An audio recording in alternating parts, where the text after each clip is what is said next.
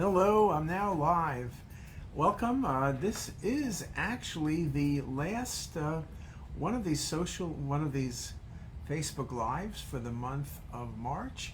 Today's March 30th. I hope is doing well. And very quickly, we're going to be at April, come this Saturday. So things are moving along very quickly. Hope everybody, as I said, is doing well. I hope everybody has good holiday plans, Easter, Passover, you name it, or any of the other holidays that I'm leaving out. I think should be hopefully April will be a great month for everybody. Now, the talk today is on social media. I have to give a lecture at the end of April on social media. So I was looking at starting with one of my old lectures, which I typically do, right? You take a lecture, you then update it, add some things. And I noticed I hadn't given it for a few years, literally to the pre-COVID time, which meant that I had to basically start from scratch. So I looked at it. There were some things which was interesting, what I had said at that point. None of it was wrong, but how things have evolved, particularly through the COVID era, but just in general, was somewhat amazing to me. So I found that very interesting. I looked at probably about 80 articles, and I will be producing a talk which will be on CTisus. Hopefully I'll record it this weekend, and you'll see that in a few months, which will go into more detail, matching the talk I'm going to give. But I looked at a lot of the articles that were published by us and by other people. There were some similarities, minimal differences, some conclusions. Well, I could ask how many of you use social media. Well, the answer would be all of you, because if you weren't using social media, you wouldn't be listening to me right now. So that makes life very simple in that regard. But as you know, from every kid, every resident, every fellow, everyone's on social media because they're checking their phones all the time. People seem to not be able to exist without checking what's happened, whether it's your email or your Gmail or your Facebook page, or what's happening on Facebook or Twitter or YouTube or whatever else you want to come up with. Everybody is very socially engaged for hours and hours a day. Now, I'm not going to speak about social media in terms of dating or following the stock market or listening to different points of view. We know all of that is true. I'm going to talk only about social media in radiology, more focusing on education, but there's more than education with social media. So for example, if you look at the Mayo Clinic or Hopkins or Cleveland Clinic, or you name the place, they have a Facebook page showing what they've done, what they're doing, interaction with their patients. They have Facebook pages. They have LinkedIn pages. They have Twitter pages. They may have even, maybe not TikTok anymore, but Pinterest pages. Hospitals, medical centers, groups are all going out there trying to reach out to their patients, to their customers, to their staff, trying to show the best foot forward, that they're interested in their patients, they're interested in their employees, they're interested in how people perceive them. It's difficult times, and often social media can help make people know a little bit more about you by focusing on some of the positive things, what you're doing for the community, what you're doing for your employees, what you're doing for each other. Now, I'm not that big on, like today, it's the 30th. Many of you don't know this, some of you do. Today's Doctor's Day. Now, some of you say, oh, big deal, it's Doctor's Day. And maybe it was Tech Week. You know, the nurses get a week, the techs get a week, the doctors get a day.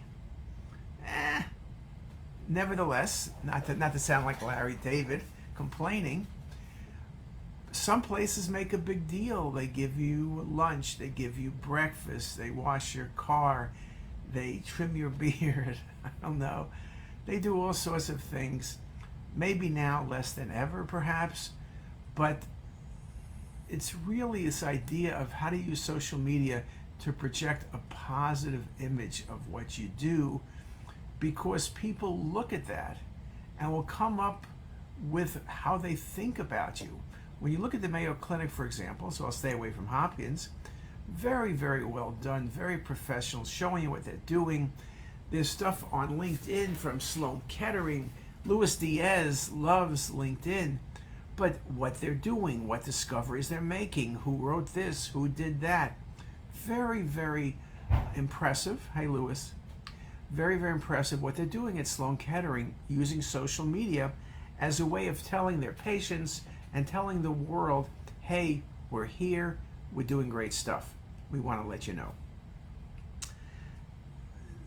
Other things is really, you know that you could, for example, and I'm going to ignore that phone call, but you, for example, could be looking at Yelp, right? Yelp is where, you look at, I don't look at it, but restaurant reviews, but you should put your radiology group in your hospital in there. You'd be surprised of some of the negative comments on your Yelp page, because people could say anything they want. They could say you're terrible. Truth is, on things like Yelp, more people complain than are positive, but perhaps it's good to look and see what people are complaining about. You never know, maybe they're right. Maybe you need to fix your parking, your phone system, your communication, your reporting, whatever it is. It's good to look at Yelp. I mean, look, even the world's best restaurants, some people will say there's not enough bread, the water wasn't cold, the water was too cold, the food was too hot, the food wasn't hot enough. To quote Rick Nelson, you can't please everyone all the time. You got to please yourself. So just because people complain doesn't mean you're doing things wrong. It's human nature. But again, social media does give people that opportunity to constantly complain, and people do take advantage of constantly complaining, okay? So that's just something to really think about. Now, in education, what we said and what other people said is social media is becoming very popular in education across the board. Whether it's urology, plastic surgery, oncology, but especially radiology. Radiology, so much of what we do is images. Instagram just simply shows you images. You can do video also, but images. Instagram, you could build and look at cases. YouTube is video, audio. You can listen to lectures from around the world, short or long lectures. You can listen to case discussions. You can listen to all sorts of educational things on YouTube, and it's for free. You could look at Facebook. Many institutions, departments, organizations on Facebook are talking about cases, are talking about articles, are talking about protocols, are talking about things they're thinking of, educational opportunities. Again, they're going because people go there. The new generation is not interested in opening textbooks. Nobody owns textbooks. They're interested in information given in small bites. For the most part, things that are on social media are small bites. Yes, you can listen to me for 20 minutes on YouTube Live, but you can see in advance how long I'm speaking for. And if you only have a minute, you listen to me discuss a case and not give a lecture, unless you want to come back 20 times. So we are training people to go look there. You want to look at cases of the pancreas, you go to our website. You look at thousands of cases. You can look from the ACR for cases. You can look from the RSNA for cases. So there's so many different ways of learning, and it's easy. The learning is following you around. It's up to date. You can look as deep as you want or as simple as you want. You could quiz yourself. You could quiz each other. You could learn things.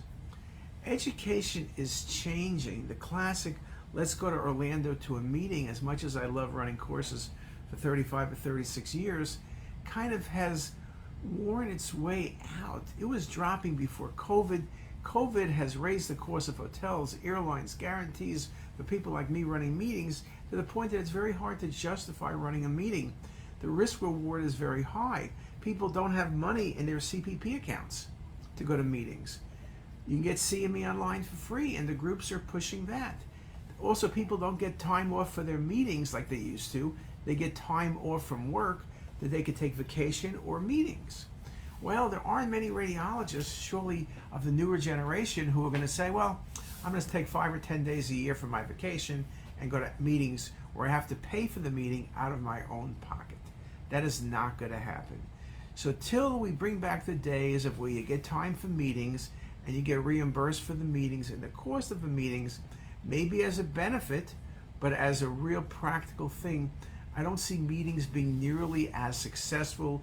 You all know this because you don't get the meeting announcements in the mail. There's a few different meetings that are very good that have survived, a few societies that have survived, but I would say the volume of meetings going on in medicine, specifically radiology, probably is 90% less than it was just 3 years ago. And meetings even then were dropping off because there was a generational change. COVID accelerated many things, but that's one of the things it accelerated. So social media is the way to learn. It's the way to share. There's certain rules, patient confidentiality, obviously. And you want to also, if you're putting on social media, think about what you're putting up in terms of the educational content. We put a lot of effort trying to put up stuff that will benefit you, the user. We put a lot of effort thinking about what people want to see rather than what we want to show. If you want to be successful, you need to think about what the user wants, what the user needs, and then produce content in that realm. If it's something people don't want and don't care about, but you care and it's important to you, yes, you can post anything your little heart desires. But don't be disappointed when nobody comes to listen, when nobody comes to look at it because they just don't care. One of the things about the web and social media, there's 1,000 places you can look for things. We try to be really good at what we do because we know you have choice. We know you could go anywhere, anytime you want. So we need to make sure you come to our site, that we meet your needs, not that we meet our needs. We need to figure out what is it you want, and we're always asking the question, what is it that we should do? We're redoing our protocols if we go to the website, and we're also posting them on Facebook. So we're doing a lot of things, I think, that are new, but social media is how education is going to be done over the next decade. The new generation, the new people going to med school and residency, all expect it that way, and we need to make sure they get it that way. So with that, let me stop there. If you go to CTisus, the website, if you go to our Pearls section, I posted maybe 100 pearls, or Lily will post them on April 1st on social media from many of our articles and other people's articles that I read over last weekend in preparing the talk. And hopefully you'll see my talk soon. And with that, have a great day, everybody.